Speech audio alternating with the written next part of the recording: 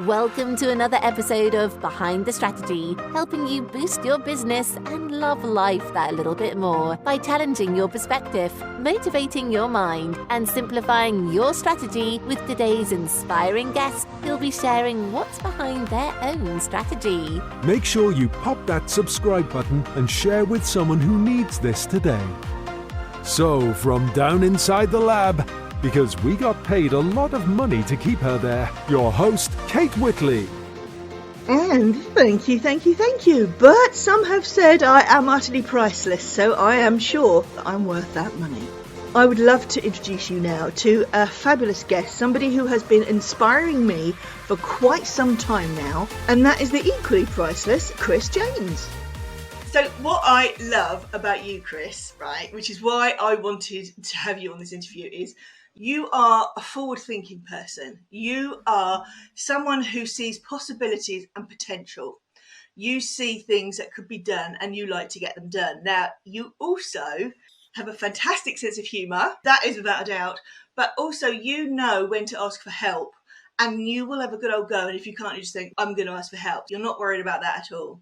Does that sum you up to start with? Very accurate summary, yeah. Very accurate. What's my star sign, though?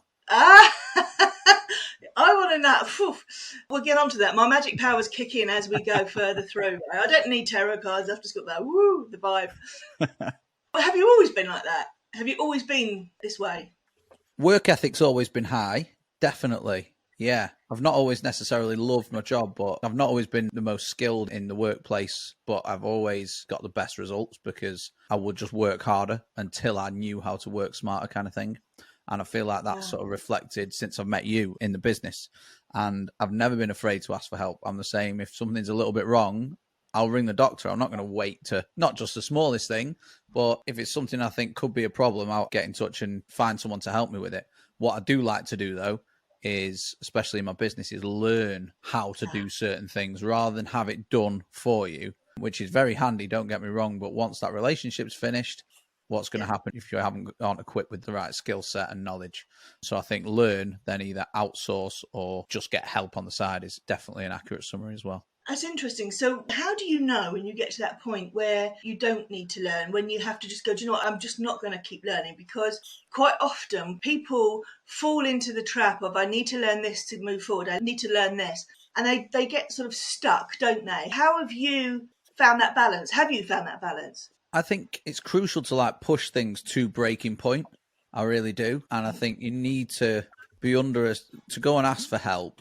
You need to be under a certain amount of stress or not be able to do it yourself. Certainly this is my vision, but people will find any reason not to do something, whether it's consciously or subconsciously. They'll find a reason to not send that text message, to not hop on that or make that call, to not build the website or put together an offer, whatever it is. But you can keep living your life like that. But ultimately, if you want to get results, you have to accept that things aren't going to be perfect from the get-go. It's like planning for a baby. You know, a lot of babies, I imagine, are not planned. But it doesn't mean that they're not necessarily going to be some of the best children ever to walk the face of the earth. So I think one thing that people need to do is take that air. And I think it's become very apparent on the internet now, certainly the circles that I'm in and you're probably in, is that perfectionism is almost an enemy. Yeah. How have you overcome that yourself, though? Because I know you and I've worked with you and I know that you like things to be exactly how you want them. Have you always had that? Have you had to learn how to get past that yourself? Yeah, I think that stems back from me having an older brother and older sister who were 10 and 12 years older than me. So I was effectively from age 10, I was an only child. And my mum and dad had been through the rigmarole of raising two elder siblings. And I got what I wanted. Pretty much. Not all the time, don't get me wrong, but I got what I wanted. And I've always been very, very driven, intentionally or unintentionally. And I've always known the outcome, maybe not the long term, but known what I wanted. And very rarely sort of failed at getting what I want as well, because I will put in the work until I hit that. Don't get me wrong, it's happened. But on the bigger projecty side of things that I've done leading up to where I am today, I've always had it. But I've always wanted, and I've only just started stepping away from this the past sort of 2, 3, 4 years. I've always wanted to look cool while I did it, which is a big mistake because no one cares. if you look cool. Just doing the thing and achieving the thing will make you look cool. You don't have to physically look cool, or I don't know if I'm articulating this as well as I've got it in my head. You are. Can you remember a moment? Was there a moment when you just suddenly realised that? Was there a catalyst to you suddenly realising no one gives a flying whatever? It was when I stopped caring. Okay. Which was COVID. Some point through that. Before COVID, I was spending hundreds, if not £1,000, near enough every single month on designer clothes, like 400 quid hoodies and stuff like that, which is cool because now I've got loads of nice clothes. But when COVID hit, things really, really changed in terms of my expenses. And I didn't really, obviously, leave the house. I rocked around in slippers. And then it just became tracksuit bottom season, you know. Yeah. You can walk around, and now I will do the school run, and I don't care if I'm covered in cat hair or if I'm covered in, if my trackies have got anything on them, which is completely the opposite way to what I was. But I'm very much now like minimum viable, whatever, take action, get the job done. Don't focus on emotion, focus completely on logic, what makes sense, and pretty much just ignoring everything that I feel and going with the logical step. That's really interesting. Completely ignoring the emotional side of things, and you're following through on just what needs to be getting done, what needs to get done. Yeah, obviously not in all instances. Like, I'm a passionate guy. Obviously. I've got strong feelings about things. Yeah. But yeah, I've learned to sort of avoid noise a little bit, especially recently. See, that's a really interesting strategy, isn't it? To be able to block out what's around you, let go of those thoughts, those intrusive thoughts, and focus in on what you're doing. Have you noticed a difference in how you do actually feel, though, by letting that go? Yeah, I'm tunnel vision, 100% now. The main things that I want, and I've boiled that down. There was a family thing that happened. My brother-in-law got killed on a motorbike 2 months ago. Oh, it's awful. I know, absolutely like horrendous. And I was already running this business at that point, but as a side thing, alongside my agency role, and I could never dedicate enough time to it. And it was that day when I said, right, I'm making the change now. It's not going to be immediate. And now I had to eliminate things. And that's a big thing that I'm looking at the moment, is not actually adding, it's reducing as much as I can. So that made the choice for me that I'm only going to do, one, what logically makes sense, and two, what emotionally makes sense, to just go full in on the business. So I have done that now. I'm in like 14 days self-employed, or whatever you want to call it. Yay. Yeah, the results are fantastic. So yeah, completely tunnel vision now towards, I don't even know what the end destination is. I just know that I'm enjoying the ride at the moment. And that's what happens. Something sudden and tragic hits your life. You start to realize it doesn't fucking matter about, the logo on your, and this is a nice hat, but the logo on your hat, or whether you've got cat hair on you. Like, a lot of the time people are trying to impress people that they don't even like. And that held me back for years. I hate to think about the opportunity I have wasted by being scared to be myself, particularly on social media, putting on a front, making sure the logo of my designer top's in the picture before I post it. Oh, I'm not breathing in, whatever it is. I hate to think about how much money that has cost me, how much opportunity that has cost me as well. Yes, because it's a fear, isn't it? It's a fear of not being good enough, being good enough. And the question is, good enough for who? Because what my experience shows me is that we will attract the people to us with the energy that we put out. And when I've done that before, I've had similar experiences to you. I wanted to make sure this was done right. And I attracted people to me. And I was like, I actually don't want to work with these people. I'm attracting the wrong people. I didn't realise that. They're not people that are actually going to help me move forward. I can't help them. Not everybody, obviously. Did that happen? Yeah, it's your environment, isn't it? You're the product of your environment to a certain degree if you let it influence you. But ultimately that comes down to you, because you've got the ability to change your environment and manipulate it to make you perform better. But it's also the guilty by association, whether that's in a positive way or a negative way. So the people that you hang around with, either in the social circles on social media or in social circles in real life, are going to end up projecting their views, thoughts, feelings, emotions into you, and you hear something enough and it becomes reality, whether it is actually reality or not. Yes, that's absolutely 100%. And the people that you are surrounded with, they're either going to help lift you up or they're going to keep you where you are.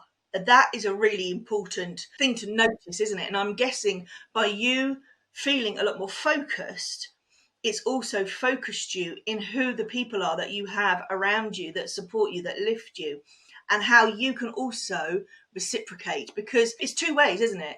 It's not all about, what can we get out of this business? I'm in it for this. Unless you have that mind shift where you've just said you're enjoying the journey, and unless you can have that mind shift, focusing constantly on the outcome, of which we can't control, we can only control the journey on the way there. And That's my view on it. There is no outcome, really. Yeah. What's the outcome? That's the outcome. Yeah. So you Yeah. have to make sure that you're happy on the ride, and you have to make sure that you're doing exactly what you want, and you have to make sure that Well, people no one else around is you are going to do building it you up. for you. No. Exactly. You think people care, but they don't. You've got to look after yourself 100%. You and your loved ones are the most crucial things. So your day-to-day life matters more than you know. You're always going to have problems. So you choose your problems, though. Do you want your self-employed business problems? In this case, do you want to hang around with knobheads who go and steal cars and do drugs? Or do you want to go to the gym and exercise or start your own business? That kind of thing. So yes, two-way street for everyone, that any relationship, whether it's just a friendship, whether it's a intimate relationship, whether it's a supplier or a client or whatever, it is a two-way street, and both parties need to be aware of their own agenda and the other parties as well to make sure it's mutually beneficial. Yeah. And now that you're more focused, you're more driven, you feel more relaxed, it actually helps you be more creative. I mean, you've always been creative, haven't you?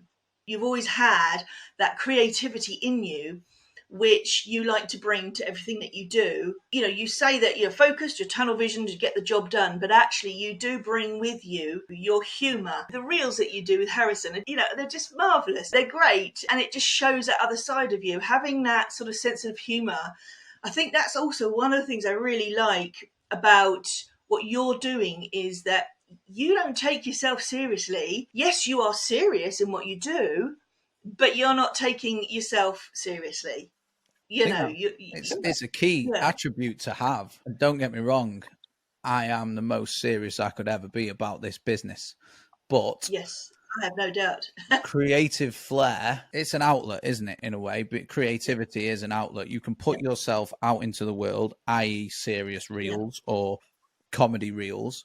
If you've got that comedy and that creativity within you, all of a sudden it becomes a little bit more fun. You can talk about the same subjects just in a different way. And I have real problems trying to suppress the creativity. I can't keep up at the moment, because when you have the focus and when you're in a happy place and you're doing well, the creativity, it's almost creative overwhelm. And it's amazing. I can't move away from this desk and write my ideas down fast enough when they come to me. But again, that's great, but it's a hindrance. Out of creative ideas come business ideas, and it's, should be doing this. And then you start getting into keeping up with the Joneses, all the FOMOs, and it's not necessarily what's needed. I've just been on a call with my business coach, and she's exactly the same. So she says, I have a very simple offer, a very simple sales process, but I have ideas daily on how I could maximize where I'm going. But if it's not broken, you don't need to fix it. Yeah, you can optimize it, but you don't need to add in extra stuff. And it comes back to what we were talking about before, in terms of just you creating unnecessary problems for yourself a lot of the time in life, not just in business. Like, you think about how many times you've worried about having a conversation or a confrontation with someone that's actually ended up being absolutely fine, but you've wasted 2 weeks of your life staying up at night, worrying, sweating, anxious about it, and it's just turned out to be nothing. And that's what these blockers are that stand in front of people, I think, when it comes to businesses. Oh, what if this happens? Or I need to have a website, or I need to do this. You don't need any of that. Everything. I'm sending out an email about this very soon, but everything can pretty much be done on the cheap or free to begin with. If you're looking at 100%. online service-based business provider, it can all be done for very, very cheap or cost effectively, a lot of the time free. 100% agree with you. Absolutely. And I am all about keeping things simple. And what I do know is that I would rather pay for somebody to help me get past and get over something so that I can then carry on, rather than paying for lots of things and learning the new thing to just keep moving forward. Because if you don't know what you don't know, you end up going around in circles hunting for something that you don't know what it is, if that makes sense. Yeah, Does that make because sense? you don't know what it exists. No. Yeah. And my experience is the only way we can find out how to move forward is by surrounding ourselves with people who are better than us, actually, because otherwise we don't know what to aspire to. We don't have something that we can reach out. We want other people to show us different perspectives and different ways. I'm under no illusion that what I can do for other people in their businesses, when I look at my own, I'm too emotionally invested. And like you said, you had to drop the emotion.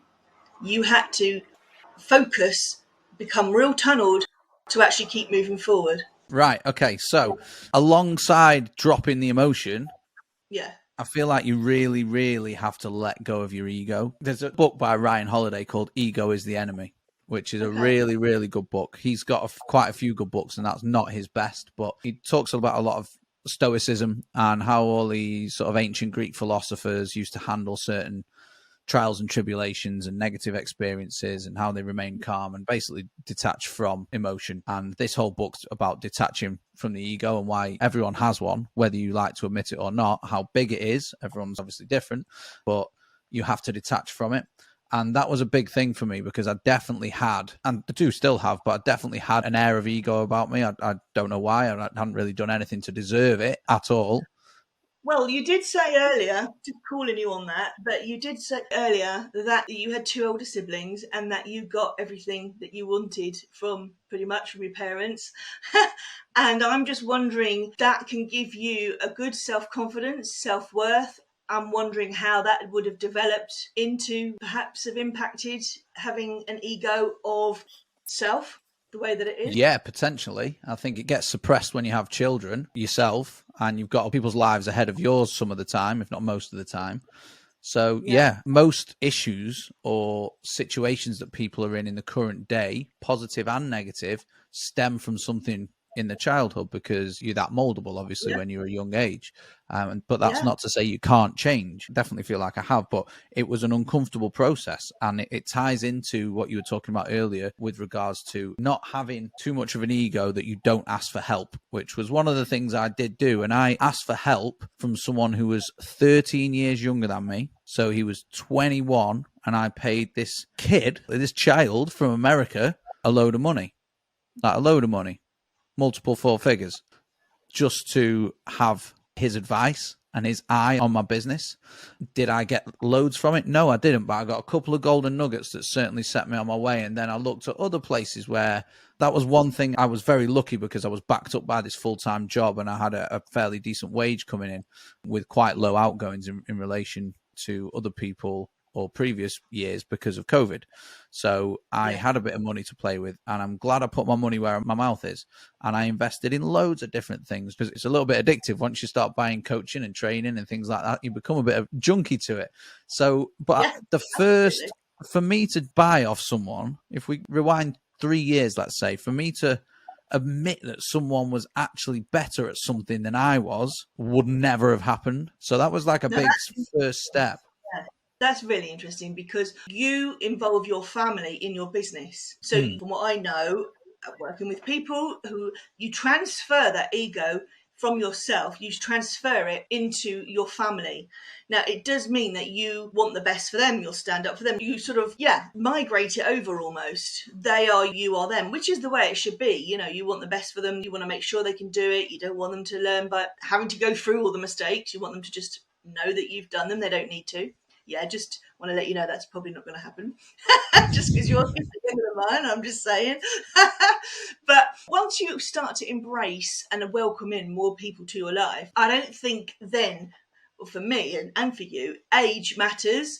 I don't think what somebody does. I've paid money to somebody who was doing one thing for a long, long time. That was what they were expert in. And then they switched to something else, complete pivot, and just went because they suddenly just got it. And I was like, that's what I need. I need that spark. You know what I mean? You may not be the biggest expert in that at the moment, but boy, do I need that info because I can see the drive. I want to know what's underpinning it. And so No, who else? I have investing coaches half my age. I've got one at the moment. I said to her recently, you're half my age, but you've got double the grit I had at your age because times have changed. And I think if we can just take on board people are people, they introduce us. We meet different worlds, don't we? Our lives are enriched. The journey, as you're talking about, becomes more fun. It becomes richer. You bring in more people into your life, surely. Exactly. Yeah. And thing to remember there is never linear either. Like you were just talking about who did the big pivot. They'll meet a whole new group of people now and learn from them positively, negatively, whatever it is. And I think it gets into this whole part of the conversation that we were having earlier in terms of relationships being mutually beneficial. And they are. You can learn something from anyone. And a lot of the time, it's good to actually learn negative things from people so you don't do them, I find. Especially since 2 weeks into being self-employed, and my whole thing now is just getting rid of, just trimming the fat, getting rid of, like literally going through a transformation in terms of cutting calories and cutting down the time that I work so I make sure I'm more effective, cutting down on the work that I do by outsourcing and automating a lot more. And again, putting my money where my mouth is. I operated at a loss for the first 6 months, intentionally almost.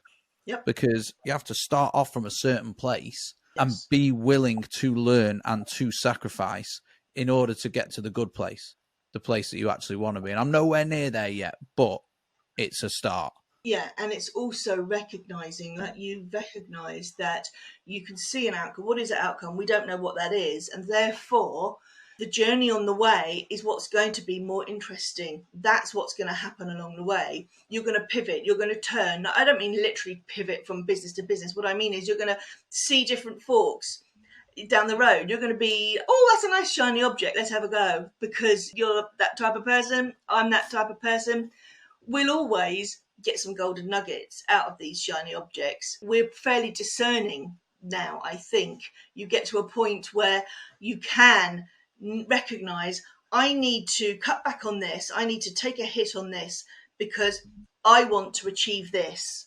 Because that's the only way of doing it. You can't always work on everything's going lovely all the time. It doesn't work like that. You have to know when you need to go, right, hold, stop, one thing, now. Bring in a new offer, stop, hold, learn this, do this. It's quite an art, isn't it, of navigating the whole minefield because the online business world is unlimited. We are never going to know everything. We're just not going to, even though we might want to. Yeah, it's horrendous out there. Like it really is, because everyone claims to be an expert in something, and I went around this like completely the wrong way, like really messed up. And I didn't at the start, when I needed someone to tell me ignore that, do this, I didn't have them, so I learned a lot from it. But I used to make carousels on Instagram and spend like 3 hours on one carousel, 2 hours on one carousel. And where did that get me? Don't get me wrong, now I'm sat on a fantastic bank of content, but there are ways to get there much quicker. And I didn't get there because I hadn't put my money where my mouth is. I put my time where my mouth it was, but not my money. And again, comes back to me valuing money more than time. Yeah. It's interesting that have you always, from when you were younger, you had time, you were on your own. We were talking about you've got older siblings. For you to, looking back from when you were younger to where you are now, and that journey that you've talked us through, you liked to be the best. Were you like that as a child growing up? Did that actually, through your teens, seeing what was around you, when you were a kid, did you grow up thinking, oh, I want to be in sales. I want to sell double glazing. I want to have a Mac of watches, what was your vision for yourself when you were younger? I didn't really know. I had the drive. I was doing a paper round up at 6 a.m. from age 11, 7 days a week. And that's where the work ethic came from. And that was definitely passed on from my dad. Lower class background, very working class background. Never knew his parents, that kind of thing. And he would come down some night, 2 a.m, and he'd be doing his side hustle, which was collecting money for the football pools, which paid peanuts. And then he had another side hustle, which was refereeing Sunday League and a little bit higher, even into Division 3 football, which was another, just a little money earner, which was on the side. And, my dad sort of painted this working class hero image in my head, and it became natural. Like, you want something, you don't buy it on credit, you go out, you work for it, you pay for it honestly, and you're a 9 to 5 slave almost, which is, some of that is fantastic. Whereas other parts, you don't have to. Rules have changed. There never were any rules, but society's rules are slowly starting to change. And that definitely gave me this foundation. It was ingrained in me from a very early age to work hard. But then I also spotted opportunities for money at high school. So young as first year, 11, I was massively into my rap music. So I would go and make mixtapes for people. I'd sit there at night recording onto cassettes from CDs. I remember an Eminem came out. This was probably year 8 or year 9, I guess. So 12, 13. Eminem album came out and I stayed up the whole night. I printed the covers. I did everything. And I took these in and sold them for like 2-3 quid each, whereas they were £10 in the shops. I never thought about that being anything. I just wanted to get that music out there, also make some money so I could buy my cigarettes. That was that was it. Yeah. Do you know what? Interesting you say that, because I remember, I just suddenly had a flashback when you said that of me at 14, right, in the back of the class. And I used to have one in my ear to the radio. And once a week at lunchtime, we'd find out who was the top 10, the top 20. And I would be the one listening in, writing them down furiously, getting them a list, making it look nice. And then you were allowed to go to the school office to photocopy things. And you had to pay, I think it was 5p or 2p, I don't know. Farthings, I think we had in our day. I'm not sure. And I would just go and photocopy a load and sell them for like 10p a sheet to somebody, double that, just 50% profit, whatever. Just because people wanted to know who was the top 20. It was really important at the time with the music. Yeah, I did that. You want to know something? My brother did that and I inherited that from him. So when I got to Top of the Pops on a Friday night, I think it was, I actually used to write down the top 10 in a little red notepad, and I don't know why. I was just interested in some of the music, and this was primary school age. And then I used to write out all the lyrics to rap songs. Like, I remember Will Smith, Men in Black came out. I don't know how old I was then, but I knew that word for word because I put the effort in to actually write it, and that obviously ingrains it into the brain kind of thing. So, yeah, growing up was, I don't know, in some ways I was really shy. Like really shy, but in other ways I was, and it's because I didn't know who I was. So I hadn't found out who I wanted to be. Did I want to be? And I was always what I like to call an in-betweener. I would hang around with the smokers, the people smoking weed, the hard kids, and I'd go and get into mischief with them and get suspended, get in trouble at school. But on the flip side, I have friends who are very, very clever. Like one of my best friends he got awarded at the end of year 11 when we finished school. He got awarded this massive award for academic achievement. So I was very much in between and couldn't decide who I wanted to hang around with. And I'm kind of glad for that in a way, because I got to see two sides of a coin. But all I really cared about, whichever group I was in, was making sure I looked cool, making sure people liked me as well was a big thing for me. Not being perceived as scared or weak, and not being too emotionally vulnerable, I guess. And trying to impress girls when I got the opportunity as well, because that's a big thing when you hit high school. I don't know if it is anymore, but I think it probably still is. And it's about, being in different camps as well is also about having an element of control over what's happening, because you don't want to miss out, because then you can't control what you want to do. It reduces your options, doesn't it? I see you as somebody who likes to keep their options open, who likes to have it all laid out in front of him and then make a choice. Right, that's what I'm going to do. And if you don't have all the facts, then you can't do that. So you go out of your way to learn more. How are you going to, because your children live a completely different way of life to what you described, how are you going to make sure that they also grow up with a good work ethic? Have you got your daughter out mowing lawns yet for earning money on your behalf while you take a little fee? We operate a points system in our house. And it's largely based around exercise, because again, one of the other things that started switching my mindset up just pre-COVID was doing boxing and understanding there's so many similarities between boxing and business, or even just fitness and business, I guess. But big boxing fan. I wasn't 10, 15 years ago, let's say. I've always liked it a little bit. But yeah, actually going in there and seeing that everything is a process. It doesn't pay off immediately. You have to learn. Some days you're the hammer, other days you're the nail, that kind of thing. Really sort of grounded me and was sort of fundamental really in me becoming the person that I am today. And I sweat my kids. I make them work hard already. You know, Ivy's 5K sub 30-minute 5 kilometers at age 6. She's 6 hours every week martial arts in group classes and another hour. She's 1 hour gymnastics. She's swimming as well. And then she does the children's 2K park run. And this is the whole point that I try and make to her is on the Saturday, we do the 5K and it's hard. It's hard for me. We do the 5K. Yeah. When you do the 2K on the Sunday, it's an absolute breeze. And she meets a friend from kickboxing who does the same 2K. Ivy will finish it 5 minutes faster. This girl's older than her, bigger than her, stronger than her. Yeah. And all the way around, you know, there are certain things that I say to her every single day, which hopefully you always have memories of your parents and the little things that they said. Hopefully when challenging times come, she can call back on those memories. And I'm always, when we're running, it's your heart is and she'll go, muscle. Your brain is a muscle. And she'll finish the sentences. You control it by breathing. And I'll say that to her multiple times in the 5K and always just fall back on like, you can control any situation if you control your breath first. And then every night when she's already asleep, and sometimes when she's fallen asleep, I'll give her a kiss and I'll say, you're the champion of the world. And I don't mean that from a sporting sense. I mean, whatever direction you want to go in, you will be a champion. And I put a post out about this on LinkedIn when I first started on LinkedIn. So April time. And I intentionally put it out to get engagement. I really did. I talked about me making Ivy do hill sprints at a young age. And a lot of people sort of kicked back and said, no, that's not the right way to parent. It's really crucial that I was pushed as a child too far. And it's really crucial that all you do is make them feel loved. And I was like, whoa, don't mistake me being pushy parent of the year along for not caring about my daughter. Like she comes home, we have a lot of relaxing times. We have a lot of laughing. And ultimately, she has a pretty good life. But because she's done that hard work in the initial early years of her life, things are easy to her now, like mentally and physically, they're a lot easier. And I wish my mum and dad had made me do that. I wish I'd been put through harder times because I did get it all my own way.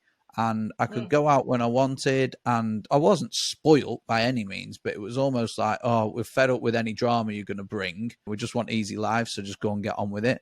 Turn the music down. Don't smoke in your room. I wasn't allowed to run riot. But if they'd have made it even harder for me, I think I would have prospered early and become this 2.0 version of myself a lot earlier rather than mid-30s, which I'm a bit gutted about, but I'm happy because I think it's a transformation that a lot of people don't ever go through. You're right. People are still asleep to how important it is to have that grip on themselves, on where they fit. And the thing is, it happened. This is the time for you. This means it's going to stick around. It's going to be in it for the long haul. Quite often, I think we do learn things in our teens and our 20s. And because we're more about wanting instant outcomes, instant results, we try something, we just dip our toe, we don't put 100% into it, so it doesn't work, and we go, yeah, I knew it wouldn't work. We then puts us off doing something else. I think when you've moved forward to where you are now, and that change is substantial, it means something, and it's going to have an impact for the rest of your life. I really, really, truly believe that. The amount of people that I've worked with who a couple of years ago didn't want to work with me, not because they didn't like me, but because of their situation, because they didn't believe this, because they knew their way was right, they wanted to do this. And then 2 years later, 3 years later, they come back to me and go, actually, I haven't really moved forward, I need your help. And I realise they're in some very similar position. And firstly, I think it's really big of them to do that. But that's about building relationships that we started off with the conversation, isn't it? It's about being able to be surrounded by people where you can do that. People can come to you. You're not dismissing them. And you've obviously got that with your family as well. I mean, to me, your daughter would, if she just said, I'm not doing it anymore, I'm just not doing it, you would sit her down, you'd say, why? Okay, talk about it. And if there was a real strong, valid reason, fine, she's only 6, she can do something else instead. It's equally as just as fitness, and it's not like you're saying boxing's the highway or running is the highway and that's it, it's the only thing you can do, is it? It's about showing exactly. It's ultimately like it doesn't matter what you do, just go out and do it well and try to make sure you enjoy it. But again, like you said, dipping the toe in the water, finding out a few things, the options are there. If she wants, my stepson's just got a pair of decks, he wants to learn how to DJ, she's in there as well, like, oh, just doing all the movements and stuff. She might end up being a DJ and he might end up being a boxer or a mathematician, who knows? But I think what you need to ingrain, not even just into your children, into yourself, is go out there, experiment, and don't be afraid of committing to something and testing, because what the hell is 90 days? But it goes back to the point, like, people will dip in and out of things. And I think that's no wonder something doesn't work, because you've not given it a chance. All these people that I have sales calls with who are interested in working with me, they've all taken some form of course or training or something in the past. I had a call with someone yesterday who said, I've tried all the courses, all the coaches, it's not working. So I straight away, I'm like, well, what makes you think I'm going to be any different? Because ultimately, is it the coach, is it the course, or is it the person taking them? Now, I could see a look of desperation in this woman that this has to work. And ultimately I said, look, I probably will be a little bit different. I'm not blowing my own trumpet, but I probably will have a slightly different approach to most of the people you've worked with in the past. And based on what you've said, I'm confident I can help you, so long as you can promise to me that you can dedicate a number of hours and hard work in the right direction for a sustained period of time. And the answer was yes. She promised me that on the call, and we've agreed to work together now, which is amazing. But that is a frequent occurrence. Oh, this didn't work because of X. This didn't work because of that. And it's like, no wonder none of the things work, because you didn't stick with them for long enough. And you mentioned the word before, you've not got the grit to, everything's cool when it's 5 minutes old and it's shiny and new. It's like that diet that people always, the cycling through different diets and fads and things like that. It's not going to work, because you keep picking it up and putting it down every 3 days or 3 weeks and eating a load of shit at the weekend. So yeah, that is commitment to a midterm, even just a short term, 90 days. Give yourself 100 chances to do something and then come back and say it doesn't work. Because I guarantee you, in that 100 attempts, you'll have seen some progress. You'll probably actually be a little bit excited by what the future could hold, because you've seen that little bit of progress as well. I love that. It pretty much sums up everything we've said. And behind the strategy, this is what it's all about. It's behind the strategy. It's behind what we're putting out there. It's behind our systems, our processes. It's behind all that. It's about who we are, how we're going to invest in ourselves, in time, in money, it doesn't matter, but it's about making that commitment. So to sort of bring everything to round it all up, would you say that now that you have let go of the emotional side of things where it's not needed, you've said that you're focused now on getting the job done, would you say that behind the strategy for you is giving something a chance, stepping into it and giving it a full commitment? Would you say that that is one of the key strategies that you have for you right now? Yeah, because if we're not just for me, it's something I try to project onto other people as well. And that sounds a bit pushy, but ultimately I know it will help. I'm not going to tell you which way to go necessarily all the time, but people I work with, everyone wants to know, oh, how do you do this little thing, when actually we need to go, and I'm not necessarily even qualified for this, but we need to go a level deeper, and you need to dig into the traits that you have, your routines, your habits, the way that you think and feel about things, your emotions, and also your ego. And it needs to be almost a bare slate, because if you want to become this person you're not at the moment, there are some fundamental changes you are going to have to make. And that's the journey that I started, nowhere near finished, as I said. But when you get to a certain point, you will go, wow, this is so liberating. And what you originally cared about when you were on the journey, which was money, ultimately isn't actually the end goal anymore. It's just feeling happy. Money helps you along that journey. Of course it does, because it gives you options. It can buy you time. It can help you grow, etc. But ultimately, the happiness is what I want to secure. I've had a client recently who's smashing, just absolutely smashing it. I speak to her daily. She's in my DMs asking me questions. Should I do this? Should I do that? And because she's getting results and I see the effort she puts in, it's just, I'm happy to just keep feeding her and her to take what she needs out of that, because I'm not saying I'm right every time, probably far from it, but she will take those things, implement them, and lo and behold, she has her first 7K month. Then all of a sudden I said, so what's the goal now? She was like, well, more of it. I said, well, what have you learned? And she said, I've learned that I started out doing this for money, but actually I don't care that much about the money anymore because I've fundamentally changed in the last 70 days, 60 days maybe. So not even that 90-day period that I keep harping on about. You can change your life, business, outlook, feelings, anything if you are committed. So as you said, stepping into things, yes, all starts with self. You can't change other people and help other people to the best of your ability if you haven't changed in some way yourself. And I think that ends it absolutely beautifully, Chris, because I also have the philosophy that, and it ties perfectly into one of my strategies, which is that don't expect you're going to have your business growing and scaling and transforming without change, because that can't happen. There has to be change, and the only way you can create that change is to step into it, make the commitment, and just give it a chance. At the end of the day, it's all down to how much do you really want this? Do you really want it? If you don't, why are you still doing it? I always say, if something's too hard, why do you still do it? Why don't you get help? Why don't you try something else? Things need to mix it up, change something. That's all it is. If you're expecting your business to scale and it's not at the moment, then if it was going to, it would have already happened. You're going to have to do something. You're going to have to make a change. You just froze on that key. If you're expecting business to change, then we were like on tenterhooks. Come on, what was the... You can't expect to scale your business by doing what you're currently doing. If your business was going to scale with what you're currently doing, it would already be scaling. So something has to change. And the best way is always the root of the problem or the root of the bottleneck or whatever it is. It's you. It's always you. Even if you've got people working for you, unless they're, completely incompetent, which they shouldn't be because you shouldn't have hired them, even if they're working as effectively as they can, ultimately the problem is you. You need to communicate or give them better tools. Maybe you need to increase their pay, whatever it is. That's another thing. Dropping your ego and exactly where you are now is your responsibility, not circumstance, not your parents, not anyone else.